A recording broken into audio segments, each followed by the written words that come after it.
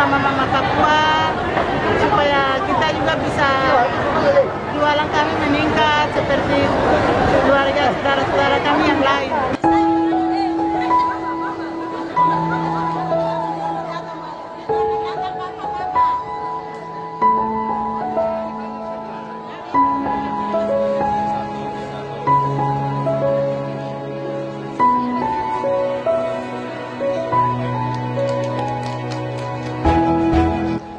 Para mama Papua sudah sejak lama ingin punya pasar bagus dan layak untuk berdagang.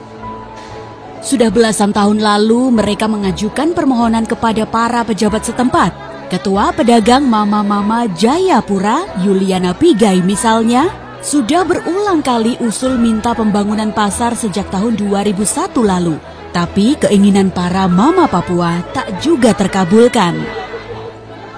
Baru pada masa pemerintahan Presiden Joko Widodo inilah harapan mama-mama Papua di berbagai daerah untuk memiliki pasar bagus baru dapat terwujud. Tak heran bila mereka sangat senang dan girang. Karena itu, para mama Papua sangat berterima kasih kepada Presiden Joko Widodo. Mereka juga berharap agar pelaksanaan otonomi khusus di Papua dan Papua Barat terus dilanjutkan.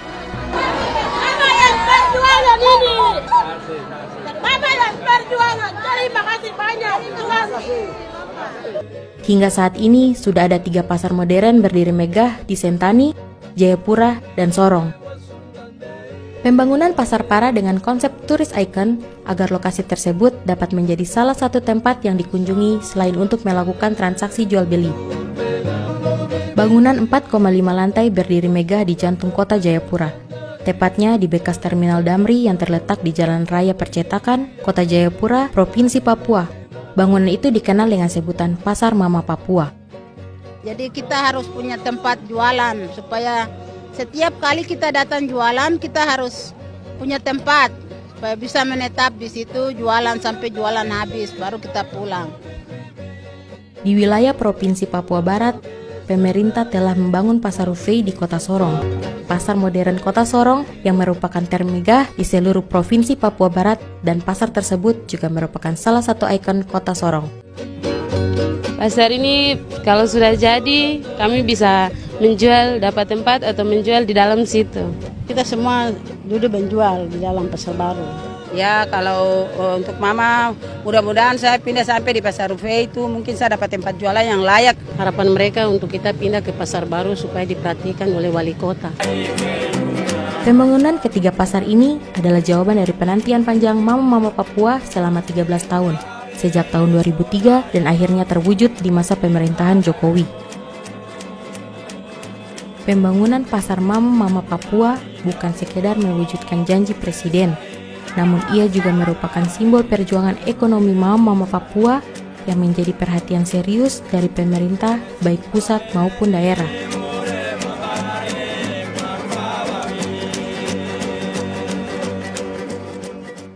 Wali Kota Jayapura Ben Hur Tomimano dalam sambutannya mengatakan menyampaikan terima kasih kepada Presiden Joko Widodo yang telah menerima aspirasi dari para pedagang mama-mama Papua yang menginginkan dibangun pasar modern guna meningkatkan sektor perekonomian berbasis kerakyatan di kota ini. Guna mengangkat derajat dan taraf hidup masyarakat ke arah yang lebih baik. Dengan diresmikan penggunaan pasar mama-mama Papua ini, bahwa pemerintah pusat dan pemerintah daerah senantiasa mengambil kebijakan yang didasarkan pada kepentingan masyarakat. Untuk itu, para pedagang pasar harus mampu menjaga hidup ini dengan berperilaku bersih dan sehat serta tampil proporsional dan juga berdampak pada peningkatan perekonomian. Salah satu pedagang mama-mama Papua, Marin Cepike, mengaku puas apa yang dirindukan selama ini untuk mendapat tempat berjualan yang layak bisa diwujudkan pemerintah. Jadi kita rasa mengucap syukur kepada Tuhan, karena itu sudah pindah di pasar baru. Dan saya mau itu harus pembeli harus datang. Khusus untuk noken itu kita jualan di lantai 3. Jadi bagi yang berminat beli noken datang di lantai 3. Wali Kota Jayapura menyatakan Kota Jayapura sebagai kota jasa perdagangan diperlukan adanya dukungan ekonomi berbasis kerakyatan, sebagaimana yang diamanatkan dalam Undang-Undang Otsus Papua. Salah satu program prioritas adalah memacu perekonomian untuk mengurangi tingkat kemiskinan dan pengangguran.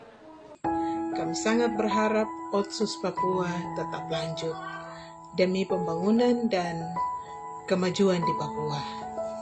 Pihak yang menolak Otsus Papua sama sekali tidak mewakili suara nurani orang Papua, dan mereka adalah musuh masyarakat Papua. Papua adalah bagian dari NKRI, tapi juga NKRI telah hadir di Papua dengan Presiden membangun segala hal infrastruktur, tapi juga perekonomian. Itu bentuk-bentuk yang selama ini diharapkan semenjak Papua berada dalam negara kesatuan.